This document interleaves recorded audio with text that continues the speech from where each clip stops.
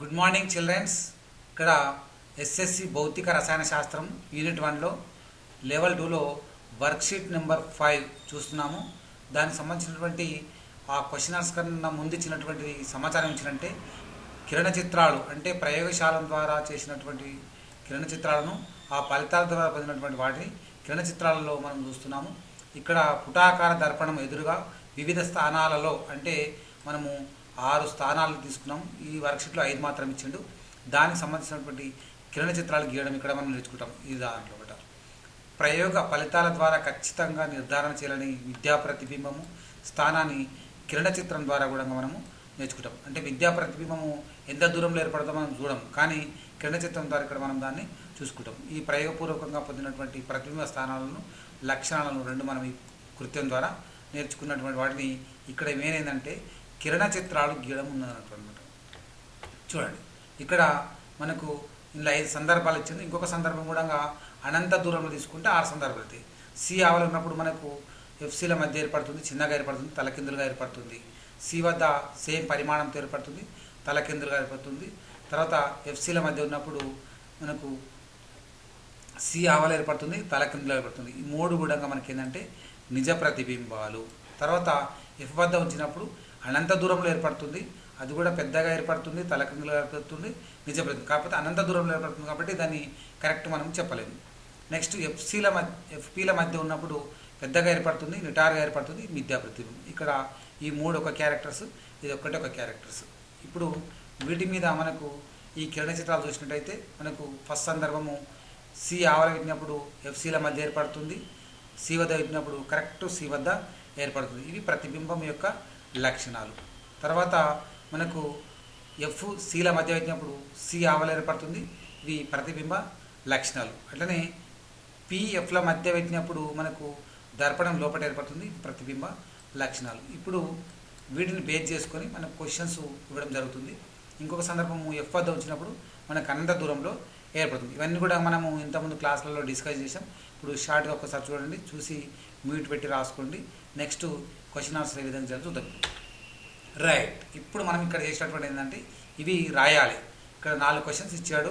ఈ 4 కూడా కిరణ చిత్రాలు, దానికి సంబంధించినటువంటి సమాచారాన్ని మనము గీయాలి. ఫస్ట్ క్వశ్చన్ చూడండి, ఏముంది? పుటాకార దర్పణము ద్వారా వస్తు పరిమాణంలో సమాన పరిమాణం గల నిజ ప్రతిబింబాన్ని పొందాలంటే వస్తు పుటాకార దర్పణము ఎదురుగా ఎక్కడ ఉంచాలనేటువంటిది ఇచ్చాడు. ఏమింది? ఆ వస్తువును మనం ఎక్కడ ఉంచాలి అని ఇచ్చాడు. మనకు తెలుసు వక్రతా కేంద్రం వద్ద ఉంచితే సేమ్ పరిమాణం. ఇక్కడ ఏమన్నా అంటే వస్తు పరిమాణంతో సమాన పరిమాణం గల నిజ ప్రతిబింబము అంటే సేమ్ రావాలంటే వక్రతా కేంద్రం సి వద్ద ఉంచితే మనకు ఏర్పడుతుంది. ఇది బొమ్మ అంటే ఇక్కడ చూడండి, సి వద్ద ఉంచితే సి వద్ద కరెక్ట్ ఏర్పడుతుంది, సేమ్ పరిమాణం ఉంటుంది. దీని 5 సెంటీమీటర్లు ఉంటాయి, ఇది కూడా 5 సెంటీమీటర్లు ఉంటుంది. కాబట్టి వక్రతా కేంద్రం వద్ద సి వద్ద రాస్తే అయిపోతుంది. ఈ బొమ్మ కూడా వేయండి. నెక్స్ట్, పుటాకార దర్పణం ఎదురుగా వస్తువు ఏ స్థానంలో ఉంచినప్పుడు బిందురూప ప్రతిబింబం ఏర్పడదు అంటే అనంత దూరంలో ఉన్నప్పుడు మనకు బిందురూప ప్రతిబింబము ఏర్పడుతుంది. అంటే ఏం రాయాలి? అనంత దూరంలో ఉంచినప్పుడు మనకు బిందురూప ప్రతిబింబము ఏర్పడుతుంది. సెకండ్ క్వశ్చన్కు అనంత దూరంలో ఉంచినప్పుడు అని రాసకపోతుంది, బొమ్మ కూడా వేయండి. నెక్స్ట్, క్రింది పటాన్ని పూర్తి చేసి ప్రతిబింబ స్థానాన్ని రాయండి. క్రింది పటాన్ని పూర్తి చేయమన్నాడు. అంటే ఇక్కడ ఎఫ్సీల మధ్య ఒక వస్తువు ఉంది, ఒక కిరణం ఇట్లా వచ్చింది, ఇది మళ్ళీ ఇట్లా దీనికి ప్యారలాల్గా పోతుంది. ఒక కిరణం అయిన తర్వాత ఇంకొక కిరణం కూడా మళ్ళీ సమాంతరంగా పోయి ఇది నాభి గుండా పోతుంది. ఇక్కడ మనకి ఏమైతుంది అంటే ఇక్కడ ఎఫ్సీల మధ్య మనకు సి ఆవల ప్రతిబింబము ఏర్పడుతుంది. ఈ విధంగా ప్రతిబింబం అనేటువంటిది ఏర్పడుతుంది. అంటే స్థానాన్ని చూపండి. స్థానం అంటే ఏంటి? మనకు ప్రతిబింబ స్థానము సి ఆవల, ఎఫ్సీల మధ్య పెట్టినప్పుడు సి ఆవల. ఇది ఒక్కవాడు అంటే ఇది ఒకటి రాసి సరిపోతుంది. మీరు ఫిగర్ కూడా వేస్తే, రే డయాగ్రామ్స్ వేస్తే మీకు ఇంకా క్లారిటీ ఉంటుంది. నెక్స్ట్ క్వశ్చన్, పుటాకార దర్పణం ద్వారా వస్తు పరిమాణం కన్నా పెద్ద పరిమాణంతో ప్రతిబింబాలు ఏ సందర్భంలో ఏర్పడతాయో కిరణ చిత్రాల ద్వారా చూపట్టండి.